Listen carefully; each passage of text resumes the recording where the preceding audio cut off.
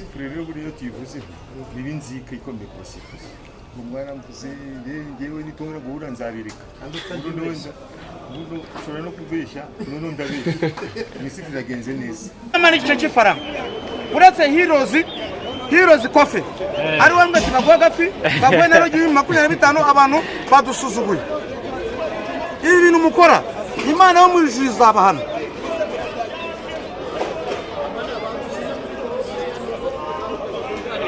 reka mbibabwire ku muryango reka mbabwire simo ntegereze saa 6 agiyemo shumi yanjye natana kirimo nako kwako nimwe twaribonye karaga kipe kisheruye nako karacumbagira sinka yayindi ahubwo tugarutse ku cyizere nk'abareyo twe turakomeje urugamba rwo kugikombe nitwe twagitakaza nyagasani yeza zabane natwe kandi azaduherekeze sawa murakoze cyane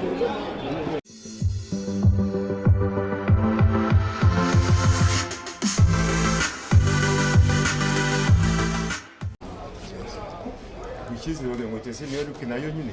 ubwo na Sport yari ifite icyizere tuma guhura tugakina firimbi ya nyuma ikaba bizero kimwe kuri uko bimeze umva nta kwingi nakongera ngo hari cyabaye nuko byari bimeze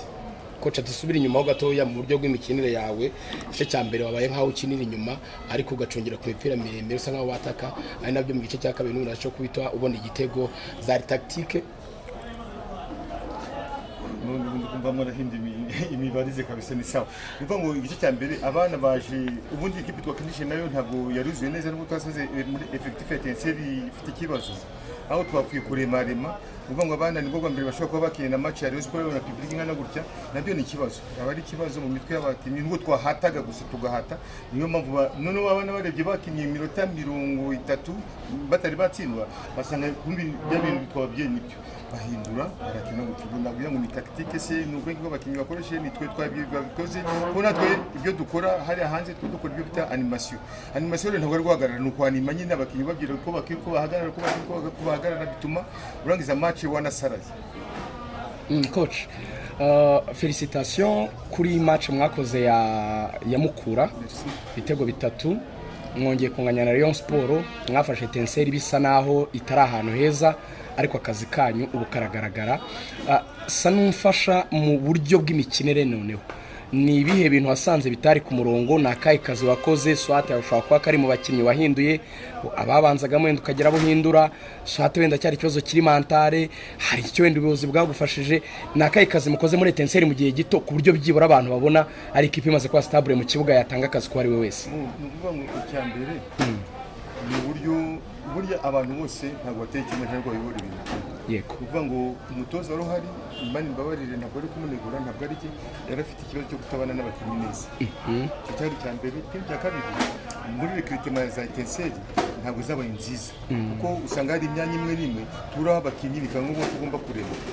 ubu ngo muri axe yanjye mfite abakinnyi babiri umwe afite carton rouge ntabwo yakinnye ubu nuva naremye undi wo kujya gukina kandi byose yahagaze neza hakaza ubwo muri defense nafite ikibazo gikomeye cyane ariko twaremaremye turagenda turabikora ubwo rero ngo abakinnyi nasanze niba abandi n'ubundi bakinnye hafi fazare uretse abakinnyi babiri nyine twongeye bibiki rero umutoza akora ubundi nkanjye umaze igihe mu mupira hari ibyo ndashobora kubeshya abantu kuko bane batabeshya ko ni biro bifunguye buri wese babireba sinabeshya rero nabeshya iki kandi ari ngiye barareba ningiye babaza wa mbere kuruca uko babaza umukinnyi habo ngewe ndavuga reka mpagarare nk'umuntu nyine ubimenyereye mugira inama ubwo mugira inama umupira wundi yababuze ariko ababuze icyo bita mentale ndakora iki ndabikora ryari ese naje gukora iki mu kibuga twabanje kujya tubiganira cyane tunabyiga cyane bituma noneho buri muntu ugiyemo wese yumva ko yakina cyane nk'ayo makipe akomeye ubwo tujya byose ntabwo barekrita amakipe ya nyuma ntabwo bibaho ahubwo wowe uzigemura n'ibigemura bazaguhenda ariko uramutse ukoze imbaraga zose ugakina buri mpamvu kubona zakurengeka n'abana beza b'inzobe tutakinnyi beza b'abasore nabo byaba impamvu yo kugira ngo bazabajyane kocha inota rimwe uranyuzwe iyo kubura wajya agasate iyo kubura wajya agasate kocha wawe warahise ko nta ekipe izagutwara amanota 3 hano ugaragaje ko na ekipe ari mu tubazo wabaye gupfundikanya uyu munsi ntabwo ishobora kuba ari weakness utangiye guhura nayo ya byose buri muntu bafite imigambi ushobora mu rugo utingiye guhaha inyama wagera mu isoko usanga ntazo ukagura ibirayi abana bakarya kandi bakishima uvuga ngo niba narahize ngo nakipe izantsindira n'ubu ntayari yahantsindira ariko ushobora kuzahantsindira bizaterwa n'ikirere ushobora kuba abantu barirara cyane barishima bavuye hano bishimye tuwa General Sport ariko siko twe twibara tuwa General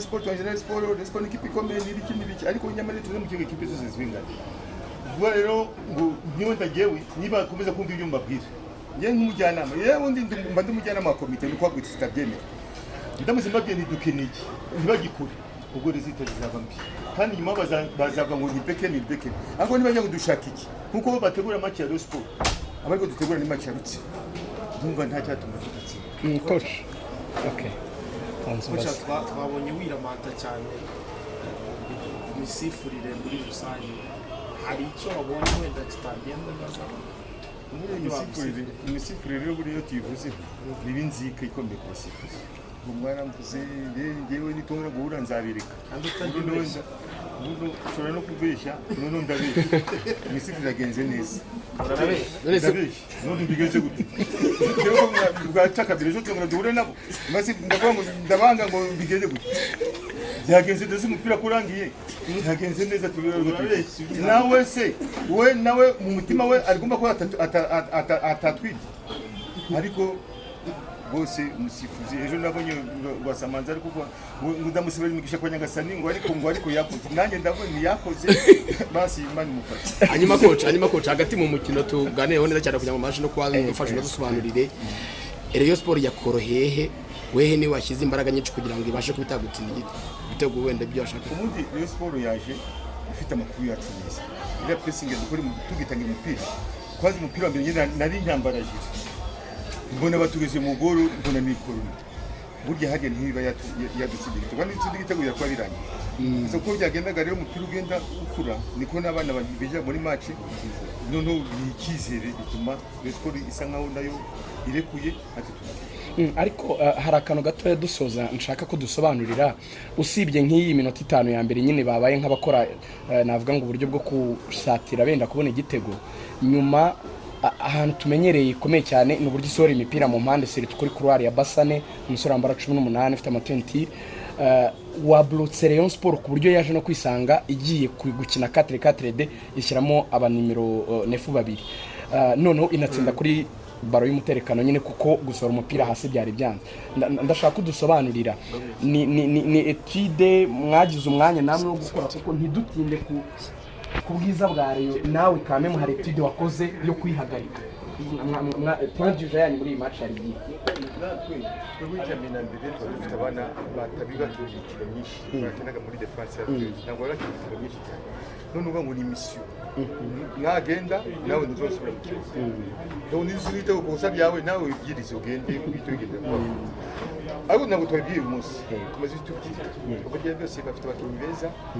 barakinnyi nubwo yaba umunyamahanga nubwo yaba atazikina ariko hari abagera akavuga ati nanjye umunyamahanga kanerekane akandi gatoya kandi kawadotera ibibazo kubera ko abakinnyi bacu bumvaga ko nabo bagiye gukina n'umukinnyi witwa Pasano tumubona kuri televiziyo uwamucuraga wese yumva ko nanjye mfite akazi ko gukora cyane agashyira ubwenge bwe ku mwanya ari gukinaho n'uwo agiye gukina nawe ibyo rero ni kimwe mu byigishwa abakinnyi bafata ko nigeze kubabwira ndabagira ni hari match ya Cameroon muri 90 ndakeka ya Maradona na Roger Mila muri Coupe du Monde yabereye niba ni Italy cyangwa mu Bwongereza na twayikoze turavuga ati Argentine yari favori muri match d'ouverture bishobotse abanyakameruni natwe tuko baratsindwa ibitego biri munsi ya 3 ariko byarangiye Cameroon batsinze niki yari mental gutekereza kurusha technique cyane cyo no guteka abakinnyi bazi umupira kubagira ibiri mental bakazana zitanisa kurusha abari technique cyane ibyo rero nibyo urebye bya cyane yatumye abakinnyi kugira umwanya wo kubibutsi byabaye n'imipira twagiye tubona nyinshi cyane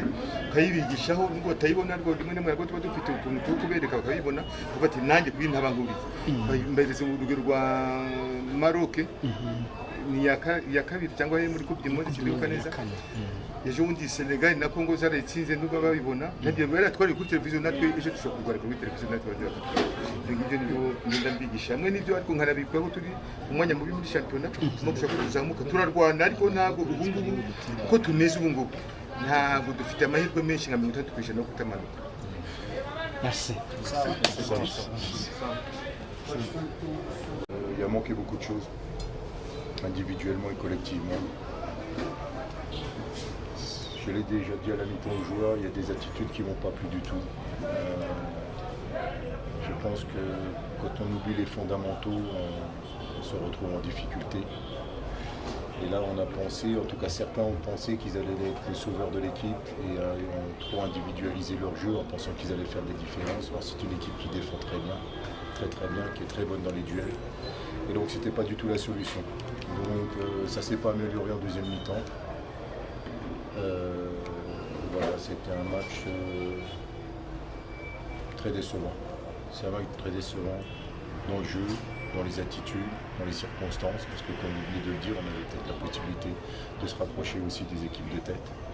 Donc tout était là. Après, attention, il ne faut pas enlever non plus le mérite à Étincelle, qui se sont battus comme des lions. Ils ont défendu leur but avec acharnement.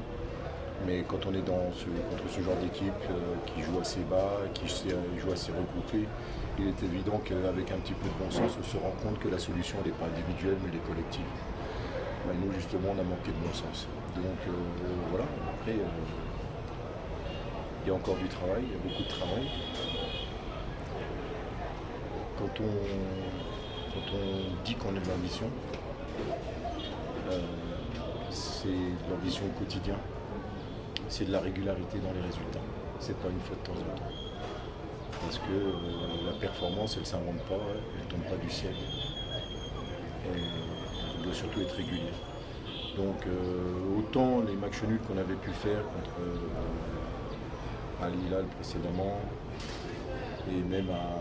Moussanzé où c'est toujours un contexte un peu particulier, on n'était quand même déçus, mais pas de cette façon-là. Moi, je suis extrêmement déçu